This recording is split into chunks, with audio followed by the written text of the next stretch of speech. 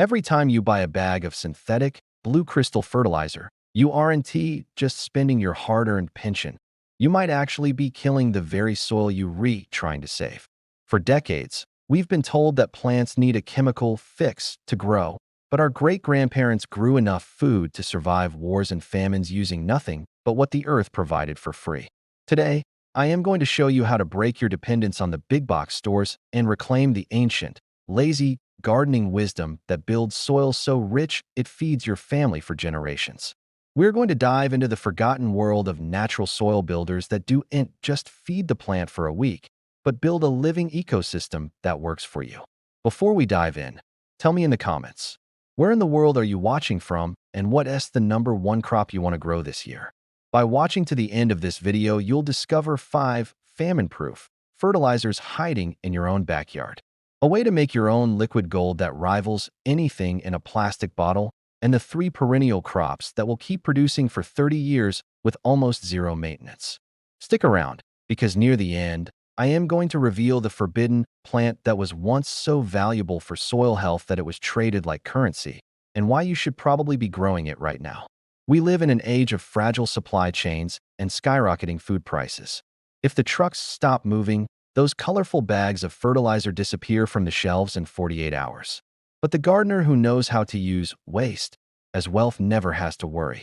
If you're over 35 or a senior, you also know that lugging 40-pound bags of chemical salts isn't just expensive, it's hard on your back and knees. I remember my grandfather's garden. He never used anything with a warning label. He used to say that if you feed the soil will feed the plant, and the plant will feed you. He didn't have a gym membership or a high-tech irrigation system. He had lazy wisdom that allowed him to grow a year's worth of potatoes without ever breaking a sweat. The modern chemical system is like a drug for your plants. It gives them a quick high, but it leaves the soil addicted and dead. In a moment, I'll show you the one plant that stores 6 months of nutrients in its leaves and can be turned into a tea that acts like an immune system booster for your entire garden. We are shifting the focus from fast growth to resilient growth. Whether you have a massive acreage or a few pots on a balcony, these methods will save you thousands of dollars over a lifetime. I'm also going to close a loop on a specific weed, UV, probably been pulling out for years, that is actually a biological mining tool, pulling minerals from deep underground and delivering them right to your vegetables' roots. Let's start with the undisputed king of lazy survival fertilizers, comfrey. If you were to design the perfect plant for a senior gardener, it would look exactly like this. Comfrey is a deep-rooted perennial, meaning once you plant it, it stays there for decades. Its roots can reach 10 or 15 feet down into the subsoil, places your tomatoes and lettuce could never go. Down there, it mines for minerals like potassium, calcium, and magnesium that have washed away from the surface over the years. It pulls those nutrients up and stores them in its massive, fuzzy green leaves. Our ancestors called this green manure because you don't have to wait for a cow to process it. The plant does all the work for you. To use it, you don't even need to dig. You simply chop and drop. You cut the leaves 3 or 4 times a year and lay them right on top of your garden beds. As they rot, they release a concentrated burst of nutrients exactly where your vegetables need them. For the gardener with a sore back, this is a dream. No heavy lifting, no complicated composting, just a simple snip with a pair of garden shears. If you want to get fancy, you can stuff the leaves into a bucket of water and let them sit for 2 weeks to create Comfrey Black Gold, a liquid fertilizer so powerful it can revive a dying pepper plant in 48 hours. Just a warning, Comfrey grows so well that it can be hard to get rid of, so pick a spot where you want it to stay forever, and always look for the Bocking 14 variety, which won't spread seeds all over your lawn. While Comfrey is the king of the garden bed, the queen of the lawn is the dandelion. Most people spend a fortune on herbicides to kill this weed, then spend more money on fertilizers to replace the nutrients the dandelion was trying to provide. This is the ultimate loss aversion mistake. Dandelions are biological indicators. They show up when your soil is compacted and lacking minerals. Like comfrey, they have a deep taproot that breaks up hard clay soil, acting like a natural tiller. This is essential for food security because it improves drainage and helps your soil hold moisture during a drought without you having to drag a heavy hose around every evening. Instead of fighting it, use it. The leaves of the dandelion are packed with more iron and vitamin K than almost anything you can buy at the store. But for the garden, they are a nitrogen powerhouse. When you weed your garden, don't throw the dandelions in the trash. Throw them in a barrel of water. This weed tea is a forgotten secret that kept war-era gardens lush when chemical nitrogen was being diverted to the front lines. It's a gentle, slow-release food that won't burn your plants like synthetic pellets will. Plus, it attracts pollinators that ensure your fruit trees and squash actually produce a harvest. It's a perfect example of how lazy gardening, letting nature do the heavy lifting, actually leads to more food and less stress. Now, let's talk about a fertilizer that is likely sitting in your kitchen right now. And if you're throwing it away, you're throwing away the building blocks of life. Wood ash.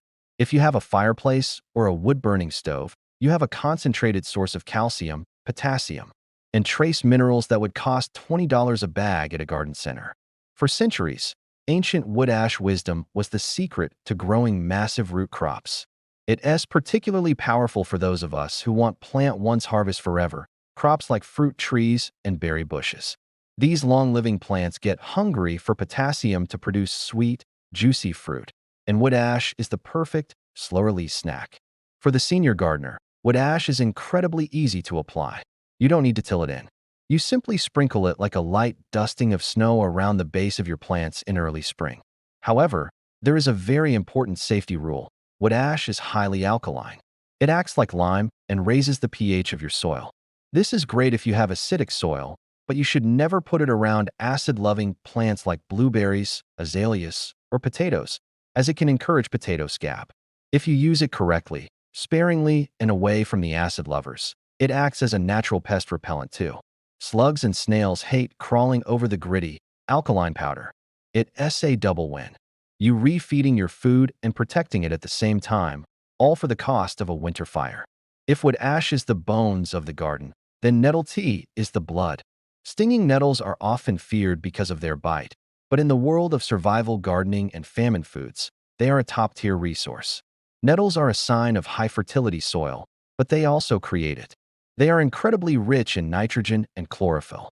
For a gardener who wants a lazy way to boost leafy greens like kale, spinach, or cabbage, there is nothing better. Nitrogen is what gives plants that deep, dark green color and the energy to grow fast before the pests can get to them. To make this without getting stung, wear a pair of thick gloves and harvest the nettles before they go to seed. Stuff them into a burlap sack and weight it down in a barrel of water for about 10 days. Yes, it will smell a bit like a farmyard. That's the scent of nitrogen being unlocked. Dilute this tea until it looks like weak English breakfast tea and pour it at the base of your plants. This is a closed-loop system. You aren't bringing anything in from a factory. You are simply harvesting the wild energy of the land and focusing it onto your dinner plate. Stick with me, because in a moment we're going to cover the one sea-based secret that can be used even if you live hundreds of miles from the coast. And it's the key to making your vegetables taste better than anything you've ever eaten. The sea-based secret I promised isn't some expensive kelp supplement from a boutique shop. It's actually the humble Epsom salt, combined with a bit of ancient history. While we call it a salt, it's actually magnesium sulfate. Our grandparents used this for everything from soaking sore feet to reviving a tired rose bush. But the real wisdom lies in how it interacts with the soil's ability to take up nutrients. Magnesium is the central atom in the chlorophyll molecule. Without it, your plants can't turn sunlight into food.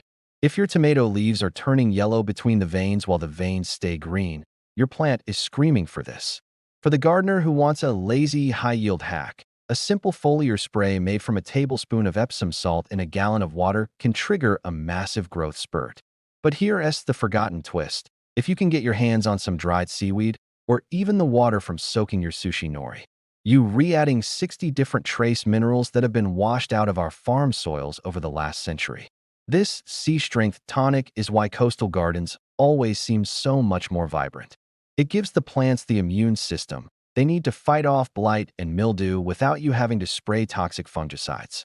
It's about building a plant so tough that the pests look at it and decide to go to your neighbor's chemical-fed garden instead. Now, let us talk about the gold in your kitchen that you've probably been pouring down the drain: eggshells and banana peels. We've been conditioned to think of these as trash, but in a survival garden, they are precious minerals. Eggshells are almost pure calcium carbonate. If you've ever had your tomatoes develop blossom end rot, that nasty black spot on the bottom of the fruit, that is a calcium deficiency. Most people run to the store for a calcium spray, but you have the cure in your breakfast bowl. The lazy senior method? Don't bother making a complicated tea. Just dry the shells, crush them into a fine powder, and sprinkle them in the hole when you plant. Banana peels are the potassium boost of the natural world. Potassium is what makes fruit sweet and helps plants regulate water, which is vital during those blistering summer heat waves.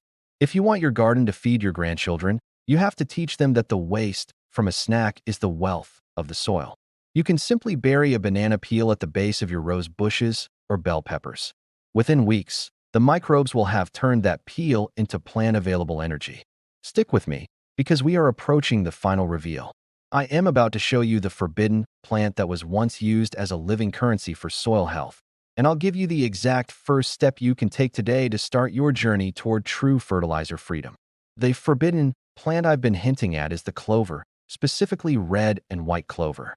For centuries, before the invention of synthetic nitrogen, clover was the secret engine of agriculture. It was so vital that farmers would trade clover seeds like gold. But why was it erased? Because clover is a nitrogen fixer. It has a unique partnership with bacteria in its roots that allows it to pull nitrogen directly out of the air and turn it into solid fertilizer in the soil.